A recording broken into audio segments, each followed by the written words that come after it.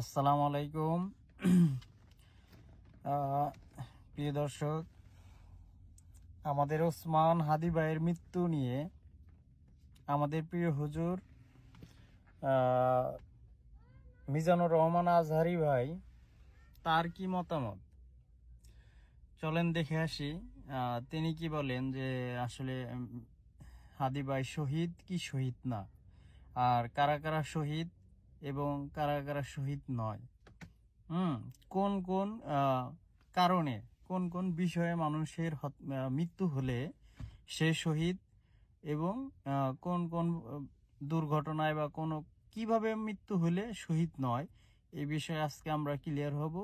চলেন আমাদের প্রিয় হুজুর আজহারি উনি কি বলে, ওনার চিন্তা চেতনা বা ওনার জ্ঞান থেকে উনি কি বলেন, চলেন দেখে আসি। আপনি আমাকে শাহাদাতের মৃত্যু নসিব করুন এবং আপনার প্রিয় হাবিবের শহর মদিনা শহরে আমার মৃত্যু আপনি নসিব করুন। এবং আমরা যদি ওমরে ফারুকের জীবনের দিকে তাকাই, তাহলে আমরা দেখব যে উনি শহীদী মৃত্যু লাভ করেছিলেন। একজন অ্যাসাসিনেটরের মাধ্যমে আত্মাইর আঘাতে তিনি শহীদ হয়েছিলেন। এবং আল্লাহ রাসূল সাল্লাল্লাহু আলাইহি ওয়াসাল্লামের পাশে আবু বকর রাদিয়াল্লাহু তাআলা আনহুর কবর, তার পাশেই কিন্তু ওমরে ফারুকের কবর। তার মানে মদিনাতেই তিনি আল্লাহ রাসূল সাল্লাল্লাহু আলাইহি ওয়াসাল্লামের পাশে মৃত্যুবরণের পরে শোয়ার সৌভাগ্য তিনি অর্জন করেছেন। তাহলে এই আলোচনা থেকে আমরা বুঝলাম যে প্রকৃত শহীদ হচ্ছে যারা আল্লাহর রাস্তায় নিহত হয় এবং এর মর্যাদা আল্লাহ তাআলার কাছে অনেক বেশি। কিন্তু এই শাহাদাতে হাকিকি বা প্রকৃত শহীদ ছাড়াও আরো অনেক মৃত ব্যক্তিকে আল্লাহ রাসূল সাল্লাল্লাহু আলাইহি ওয়াসাল্লাম শহীদি মৃত্যুর সুসংবাদ দিয়েছেন।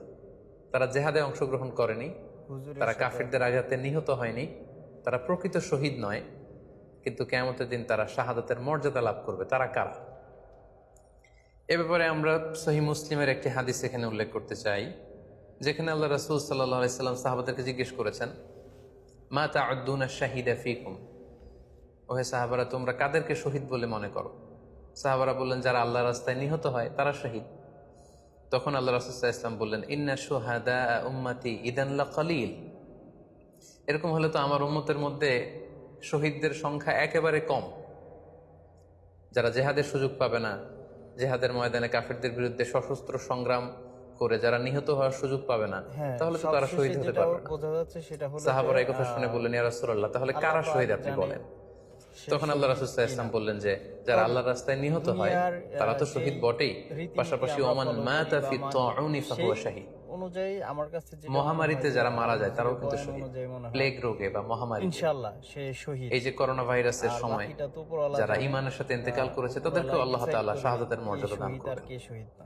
কিন্তু ওমান মাতা ফিল বাতনি ফাহুয়া শাহীদ, পেটের পীড়ায়, পেটের কোন রোগে যদি কেউ আক্রান্ত হয়ে মারা যায়, সে কিয়ামতের দিন শাহাদাতের মর্যাদা লাভ করবে। অনুযায়ী মনে হয় যে হ্যাঁ, ওয়াল গরিকু, আল্লাহ পাক ওনাকে শহীদে কামিয়াবি হাসিল করুন।